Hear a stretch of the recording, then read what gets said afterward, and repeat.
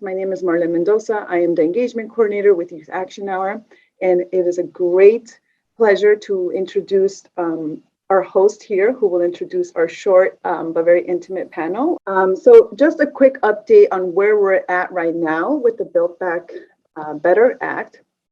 So as you all know, we still have not reached a decision to pass a final version of it. There has been a lot of negotiations that have been going back and forth over the last couple of months. But we have heard today recently that the Build Back Better could be passed by the House as early as today. And this is the latest version that Biden introduced called a framework. So the next steps would be for the bill to make its way through the Senate. However, during this process, it will eventually get kicked off to the Senate. We expect that there will be many changes to the House passed version of the Build Back Better Act. In other words, even though the House will pass a version that they all agree on, once it goes to the Senate, the senators can then still take out a lot of the things that have already been passed. When the Senate does get to pass their version of the Build Back Better Act, it is very unlikely that it will actually be through the end of this year. In other words, it's very possible that this can be punted to 2022. I would love to introduce our host today, who's going to have this great conversation with some of these young people. His name is Luis Bautista, all the way from Los Angeles. He's representing his Opportunity Youth United Los Angeles Community Action Team. So Luis, take it away, and we hope that we have a great conversation with great insights from these great leaders. My name is Luis Bautista. I run the community action team here in Los Angeles. We do have a few folks who I hope I don't mess up their names, but this is Gnora. She will be joining our panel. So Gnora, we'll give her a second right now to talk about where she's coming from. But she is from the Alliance of Youth Action in Washington. And we also have Wally Mazon. He's from the Sunrise Movement in New York. I would love for them to just give us a little bit about who they are. And please take it away. Thank you, Luis, for the introduction. My name is Wally. I'm with the Sunrise Movement, originally from Florida, and really happy to be here today with you. My name's Gnora Gumanow. I use she, her pronouns, originally from Portland, Oregon, but currently living in Washington, D.C., and I work at the Alliance for Youth Action as a director of network capacity. Great. Thank you for that. And just like we heard earlier from Marlene when she was talking about, the Build Back Better Act, and this is a domestic policy agenda. So while we talk about this and we're thinking about it, right, what are some issues that we hope that the administration would address? So we'll start with Gnora. Gnora, tell us what key issues do you think, or did you hope that the administration would address? I think that the issue that I want to talk about today, I think is kind of near and dear to a lot of young people. We have student loan debt crisis of about $1.7 trillion. And I am not unique in saying that I have like $140,000 of student loan debt right now. And the Build Back Better agenda, while it does address like some issues with affordability to higher education, it definitely stops short as to what myself and other young people were dreaming and hoping to have included in the package. Willie, same question for you. What issues did you hope that the administration would address with this Build Back Better Act? Well, there was a whole bunch of stuff that I was hoping that the administration would address in general. They made a lot of promises to young people, and we turned out for Joe Biden and we got him elected. And it seems like Joe Biden's more interested in negotiating with Republicans and moderate Democrats who are backed by big money interests. But Sunrise Movement is a youth movement. We want to stop climate change. And what we were really hoping for through this infrastructure plan is that we could finally start putting a dent in this crisis, right? We needed money to go through to like good programs that will pay people good paying jobs and putting them to work, stopping the climate crisis. And it seems like the Biden plan includes at least $500 billion for climate, even if the rest of the package is watered down, which it has been watered down. Climate could be the most well-funded, but honestly, it's not enough for you. Right now, the package is watered down and it started at $3.5 trillion for the package, which was already a compromise, and they're taking dollars away, and every dollar that's taken away from that number is a life. This isn't just like us saying that this is what the science is saying. And right now, Joe Biden has a choice to make. He can either be happy with a watered down BIF, which was negotiated with Republicans and didn't include frontline communities. It didn't include people of color. So we could pass that and that could be it. Or he could fulfill his promises and pass the Build Back Better, and we could start actually putting a dent in curbing the climate crisis. You guys touched on student loan debt, promises that haven't been kept. Obviously, that also includes the climate change, how infrastructure, right? So we're talking about trillions of dollars. So it's a lot of money. Some of these promises that weren't kept, or that we're talking about just like how they affect us, right? For just talking about or thinking about the student loans, do you all think that this is being politicized in a certain way to manipulate how and what this is going to do for us? So as far as the negotiation goes, how do you all feel about this? I was really upset, I think, when I saw the news. Originally, Build Back Better was supposed to include 2 years of free community college, which would have gone a really long way in ensuring that higher education is affordable for more folks moving forward, although there was no cancellation included in the package at all. And I was really, really disappointed to see that free community college was taken out of the package as part of negotiations. I don't think that the federal government or Congress really took into account young stakeholders, communities of color, because we know that higher education isn't attainable for a lot of folks, and that we have two different economic systems in our country for paying for higher education, where some folks who are, traditionally come from money, are white, they typically have college paid for from, familial wealth or historical generational wealth. Communities of color, poor folks, young people who maybe don't fit into what the federal government kind of imagined as people seeking college educations back in the 60s.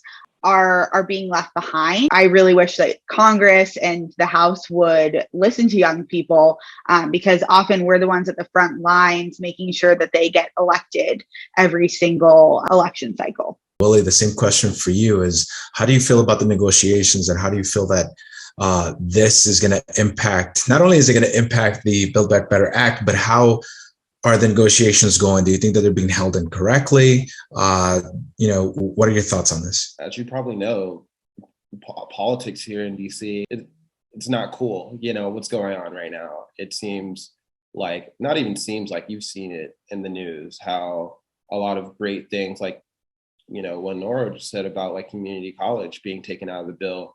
There's other things pathway to citizenship that's also not in the bill as well. And these negotiations are being held up because a handful of House Democrats and two people in the Senate, Joe Manchin and Kristen Sinema, that's not how it's supposed to be, right? This bill has been watered down to the point of if we get something passed, it'll be a miracle because Joe Manchin's in the pocket of coal companies, which is direct conflict of interest because he has family ties and we have people, young people in the streets asking him, please pass this bill. We're at this point literally begging him, right? Because we need to do something to stop the climate crisis. We need to prioritize frontline communities. We need so much. And I mean, that's not how politics is supposed to work, but that's how it is. And I think a lot of us were really excited that we could finally pass some bills that could really do some good in our communities. And Build Back Better should have been passed in August, honestly. And now, will it pass? Who knows? Negotiations are not going well, and hopefully we can pass this bill. But if not, it's not because we haven't tried. I think young people have done everything they could, and we're still trying. My friends were out in DC a couple weeks ago doing a hunger strike. We're doing everything we can, and it seems like we're working harder than Joe Biden is to pass his own agenda, and that's unfortunate. So we do need to address a lot of things. One of those would be student loan debt. If we're not giving education now, right? We're going to fall behind on a lot of things in the future. So we're thinking about the future. We're thinking about all the different things that this bill could definitely be doing. Again, we're talking about the Build Better Act, right? So how do you build better without thinking about our young people? How do you change things without putting a little bit of your own effort? And obviously, a lot of our young people, it might be their first time voting. It might be their first time getting involved with politics and seeing how this, like you mentioned, right? It's a mess and things are not being done correctly. How do we then are able to give this information back to other young people? And how do we educate each other, right? So my question would be for you all is, what ways can we get our young people activated to do more of, not more of the same, but something different? How do we make things better? How do we reach out to these young people so that they are aware of what's going on? Because perhaps not all of them would know all the facts that we may know because we're involved with this. How do we get more young people involved? How do we get this information out to them? If I could just get your perspectives as to like what you guys think we could personally do, and at the same time as organizations do, to reach out to these young people. And this time around, I'd like to start with you, Wally. I think it's twofold. One, we have to be in our communities. We have to organize, like our lives depends on it, and because it literally does. I got into organizing, out of like necessity, and that's like real. Like, growing up in like Florida, like there's so much bad things that happen. Like people are like really struggling out there, and organizing, I found, is the tool that I've been able to use to like bring about change. Organizing is science fiction, because the things that we're trying to do, like we're really trying to change things. So we really have to use our radical imagination to like believe in a future that we can have. We need to like have the audacity to hope. Having those deep conversations with your friends will really bring them into the fold, because I know they brought me to the fold. It brought a lot of other people into the fold as well. But there's another thing that like could put the onus in ourselves, to like really want to get young people involved. And like, I think we should try. But also I think like part of the reason why people are so disengaged is because like, the larger structure that we live in, the society doesn't want us to be engaged. So like, we could try all we can and like really like hope and organize, and we can get a few people in, but it's like, if we don't change like the structure that we live in, like people are going to continue to be siloed. The government should be helping us, right? And that's why I really loved like Civilian Climate Corps, because like we could finally have a program that like centers like frontline communities, that like gives people good paying jobs. People can like have, job training skills when they come out, and we could actually show like that government can like do stuff for people. And that's how you get people involved, because like once you start seeing that the government can do stuff for you, you'll start engaging with it more. People are just like tired. I'm tired, but we can't stop fighting.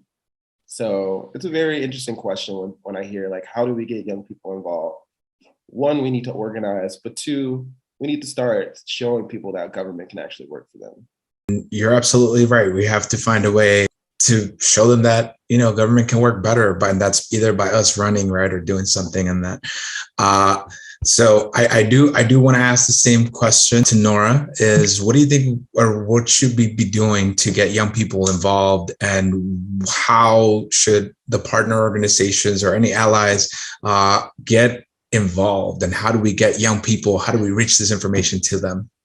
From my perspective, I think young people are involved, right? I see young people in our network, in the Alliance for Youth Action Network, fighting in their local communities, up and down the ballot for elections, during legislative sessions, at the county municipal level, trying to make real lasting change for themselves and their communities.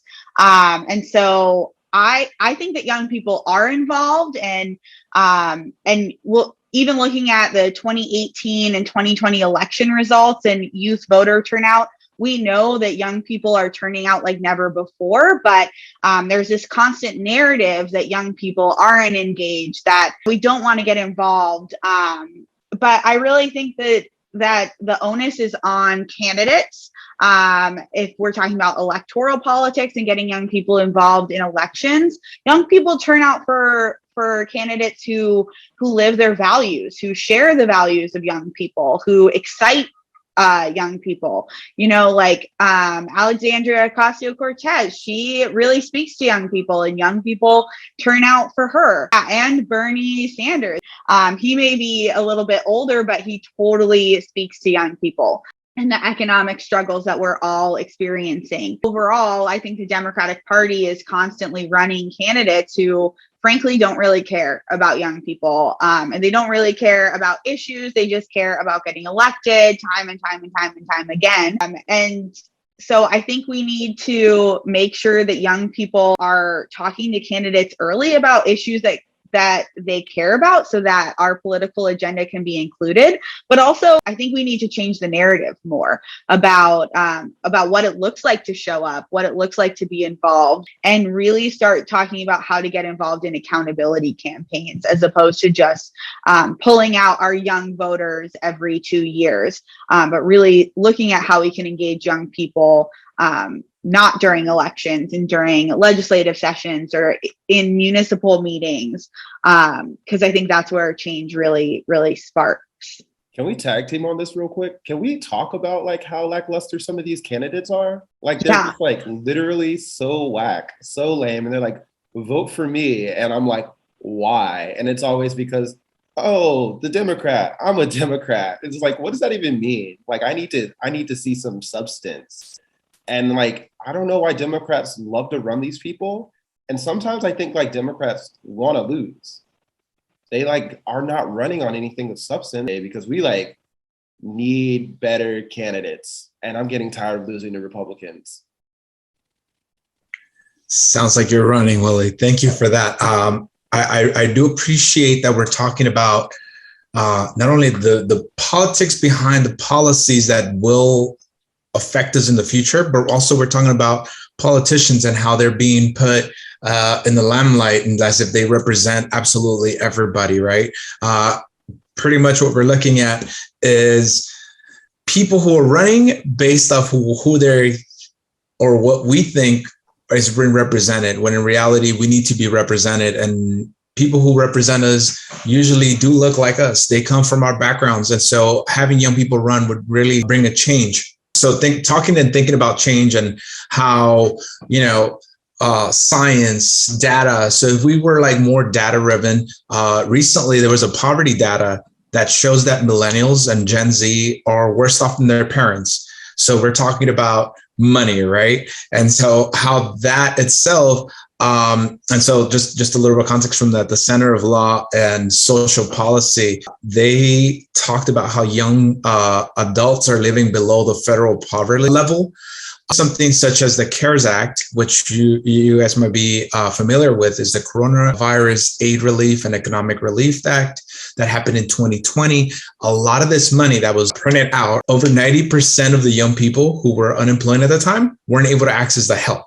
That talks about a couple things where policy is not explicitly designated for young people to have a priority to reach them, right? So one is, yes, the administration and members of Congress are talking about youth, but are they taking the youth and their own economic recovery serious? So with that being said, how serious do you think that they're taking it, and what should we do about it? Yeah, I think young people get tokenized in those spaces a lot, right? I remember, I started organizing when I was like 11 years old, knocking doors with my stepdad, and I remember people just kind of patting me on the head, and that stuff has not changed. We are constantly just, we'll have a meeting with young people. We'll take pictures with young people. We'll listen to them. And then later on, when push comes to shove in policy conversations with, at the big kids table, we'll just kind of shove everything under the bus, and not keep those promises to young people, because at the end of the day, the people sitting in the rooms are the ones who get to make decisions. And our government was not set up for people to participate in it who weren't, quote, meant to be at the table. And the rules on who can and should be engaging in our government were written back in like the 1700s, right? And our America looks very different. A lot has happened over history that has changed the makeup of our country. And frankly, I don't think government should be working that way anymore. Yeah, I don't think they take us seriously, but it's like, of course they don't. Like, it's just like, you don't need me to tell you that. Like, it's like, yeah, of course not. There's a bunch of old people in power. They're worried about themselves. And honestly, it's going to be like that. Like, people in power are going to care about themselves. And I don't know, there's a discussion that I'm kind of grappling with. Like, will like if young people like take charge, like there's still going to be people who are not looking out for the best interests of like others, right? They're going to be looking out for themselves. And one way that like we can like fight this sort of thing is obviously by organizing, but like by really like organizing. Like, I don't know how many people like went to like a Black Lives Matter like protests like during the uprisings. Like, large actions distributively across the country is like the only way like we can hope to like change this. People need to be in the streets like for things to change. And then after that, after you go to a protest, you need to be involved and you need to still organize, because like as you saw, we had all of these like protests across the country and like we didn't pass one single bill. Like that's like really demoralizing, right? When there is another uprising, we can be prepared and we can actually like use that energy to pass legislation. Things are really slow in Washington, and the only way to like break through is by doing like things like that, organizing in a real way. We can learn a lot from our ancestors, the civil rights movement, the Black Panthers, other movements in history have done these things where like it doesn't seem like things really change, but like it does change. And I think like this is a game of like inches. And if we can just like move the needle forward just like 1 inch, we can save a lot of lives. This is an amazing opportunity, and thank you for guiding us towards this about, hey, what can we do and how do we do this? Speaking of organizing locally, right? It's super important. So just really quickly, as to one of the parts that we've been able to do here in LA, we managed to move, if I don't have the exact number, but it's somewhere in the lines of $10 million from the police department to go into services that people of color will need and will have access to here in LA. And that's through doing something locally, right?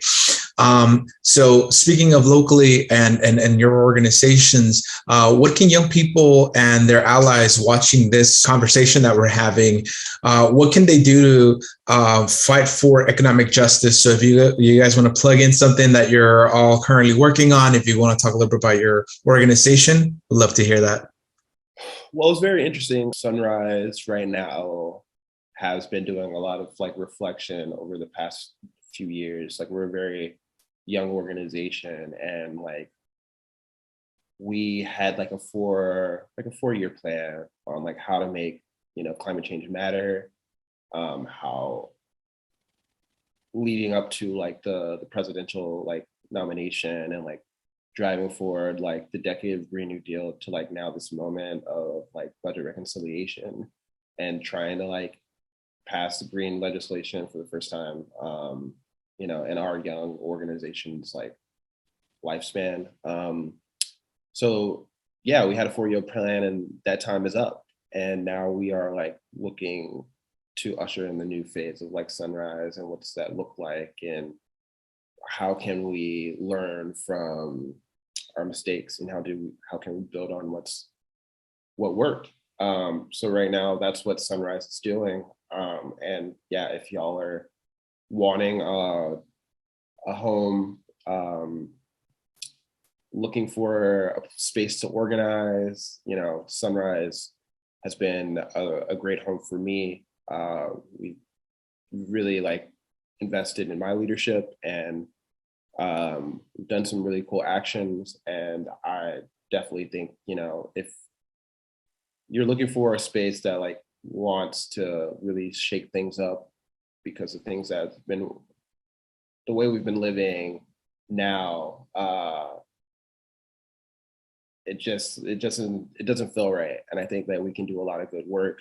And if you're interested in doing good work, I think check out Sunrise. But also there's a lot of great organizations locally.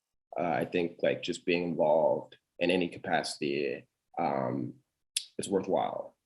I don't think I could I can't see myself living a life that I wouldn't be organizing in any reality. And kind of want to spread that to everyone, because I think everyone should be organizing. It's very fulfilling. Same question to you, Gnora. What can young people and their allies watching this do to keep up with the fight with economic justice? And is there anything particular or any organization that you want to highlight, or any work that you guys are currently working on? The Alliance for Youth Action is made up of, I think, 20 organizations across the country that are locally youth-led organizations that work on economic justice and democracy reform. So if you're interested in finding out where our network is and getting involved with organizations in your local community, definitely check out our website, allianceforyouth.org.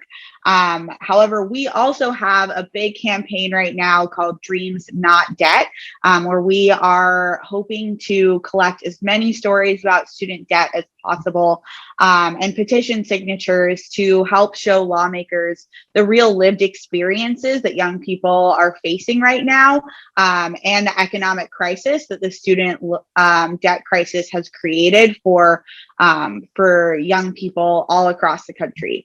So please check out our link. Thank you so much for putting it in the chat. allianceforyouthAction.org/dreams-not-debt. Thank you. With that, we will be concluding this panel. We want to say thank you so much. And personally, I want to say thank you, Willie. Thank you, Gnora, for your wonderful insights, for telling us exactly what young people are thinking about, and how, how we can get more involved. Again, thank you for your feedback, and we would love to, continue more of these conversations. So to learn more, go to youthactionhour.org, and thank you so much.